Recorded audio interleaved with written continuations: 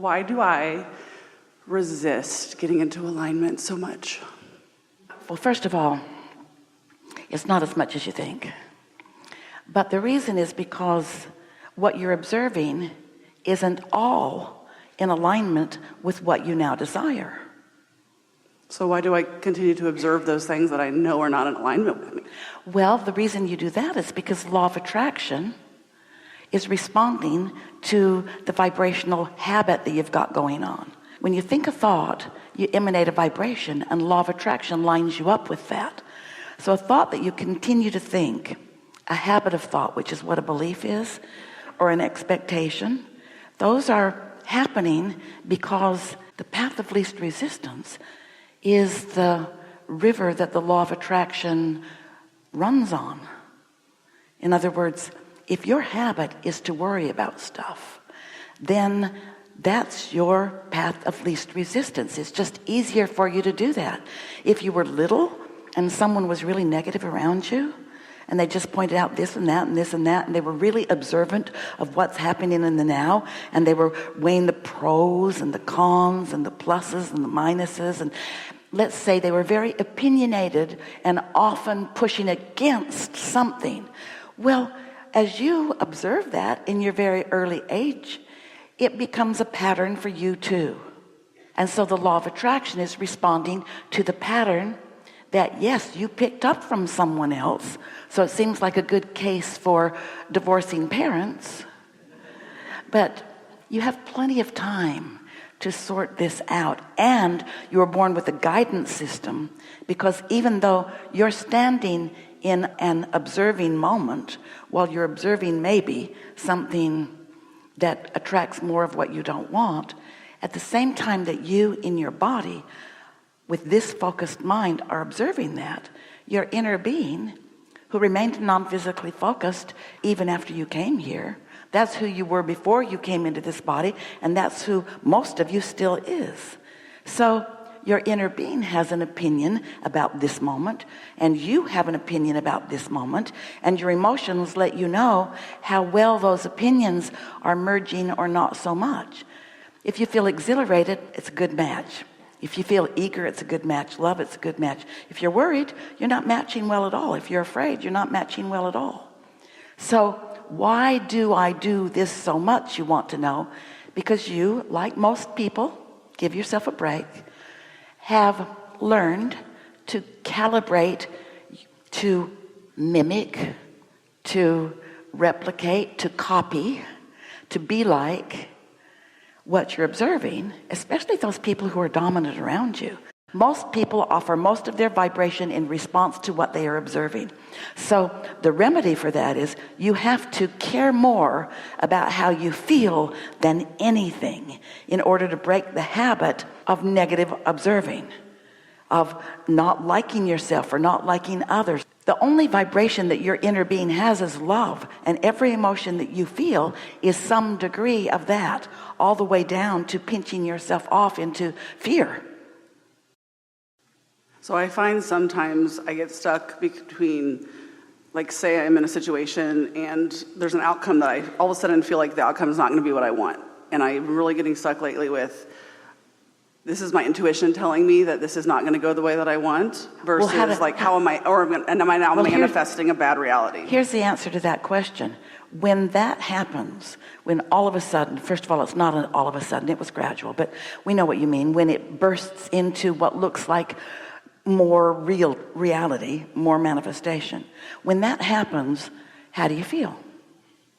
Anxious. Or shameful. Like I feel like I'm like, why am I doing this? Why am I manifesting something I don't want? Would you describe that feeling as wanted or unwanted? Unwanted. Would you describe it as it feels good or it doesn't feel good? It doesn't feel good.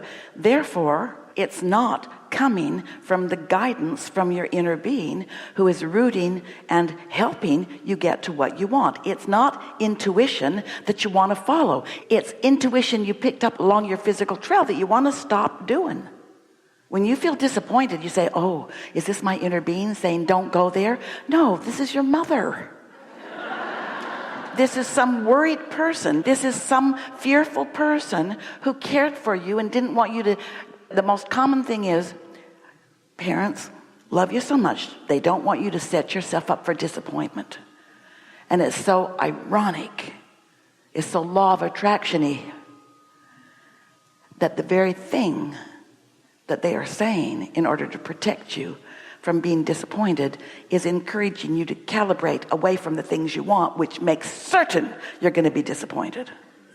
So the next logical question is, what do you do? So let's walk through this. Today, we're going to get right to what you're asking about. And we're going to give you the law-based answer. We just did. But that's sort of like, thanks a lot, Abraham. Or Captain Obvious. Thanks a lot. Thanks a lot for that. But we would also like to guide you to a right now remedy. And what's the right now remedy? What's the remedy that could happen right now? The only one. Can feel better. Can feel a little better.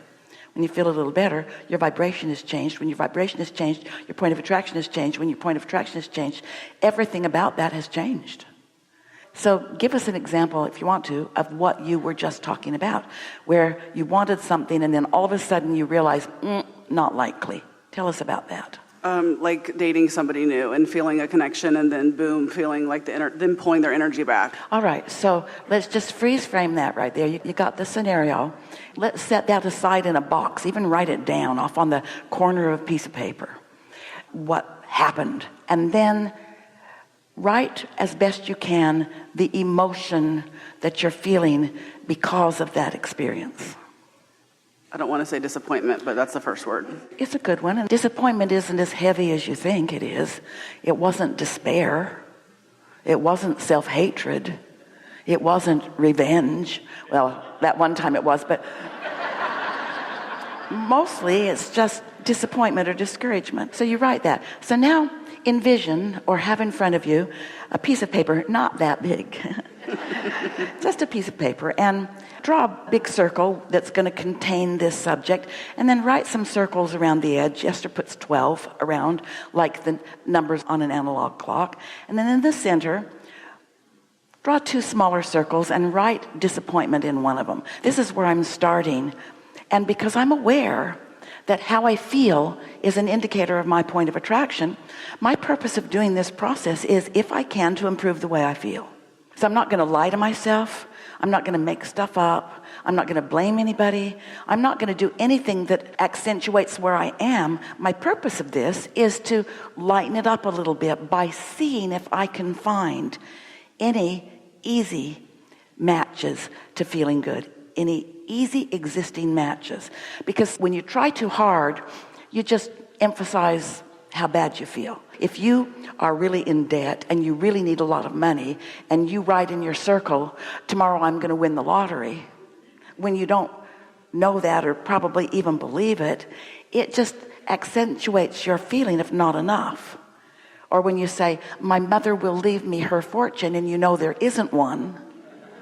Things like that. So you're looking for existing matches that feel better than discouragement or disappointment on this subject.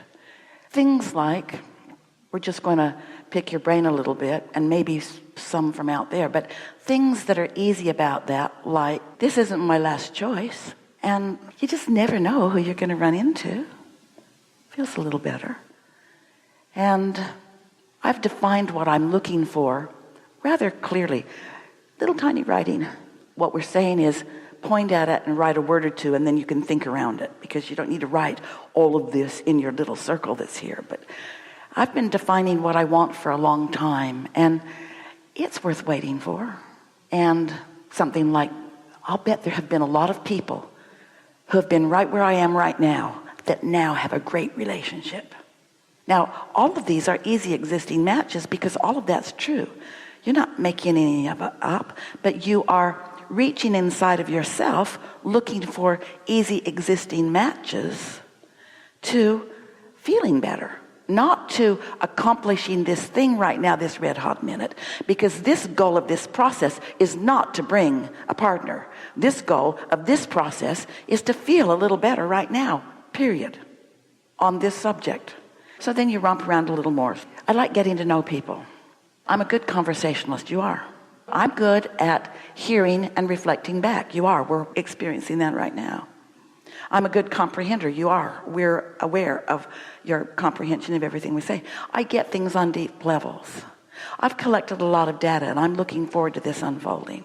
It's kind of fun to be in the process of this. People always say that the joy is in the journey. I've always hated that phrase, but maybe there's something to that. Maybe I could have, the joy is in the journey. But you got to get used to that because it's a never-ending journey. If you keep thinking that you got to be to the manifestation of never-ending manifestations, you're setting yourself up for discomfort. But it's fun to move along.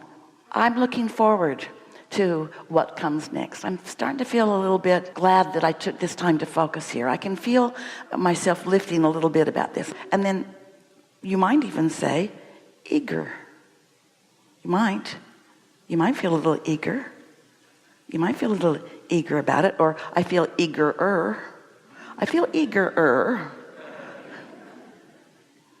But the big news is that just doing that, even just doing it one time, took a couple of minutes. Your vibration's in a different place than it was before you did that. You feel different. Your point of attraction has shifted. And you know what that means? Now we're going to say this in very literal terms. You are now, from 2 minutes on this, we've been calling this the marble game because you're walking around with these beliefs like carrying around a bag of marbles, and everybody else is too, and the law of attraction is matching up your marbles, and you just improved your marbles that are active. The disappointed marbles took a back seat, and the ego marbles have come forward. So we're going to make a really strong statement here that we want you to remember, all of you, forever and ever and ever and ever and ever. The dating pool just changed for you. It just changed for you. Those people that don't know what they're looking for, poof, into the background. Those people who just like to give people a little ride and then set them free, poof, into the background. Those who are looking for a nurse with a purse, poof, poof, into the background. Those that are looking for some fun, ooh, they're coming forward. Those who like good conversation, those who like people that are thoughtful about life, those who like people who are on top of life, they've come to the foreground. They're ready to meet you around the next corner. And if we talk to you every hour of every day for the rest of your lives, we could not begin to describe the potential rendezvous points that are lined up for you. But you will recognize them when you see them because you did this. You're queued up for that awareness now, you say. Helpful? Wonderful, thank you.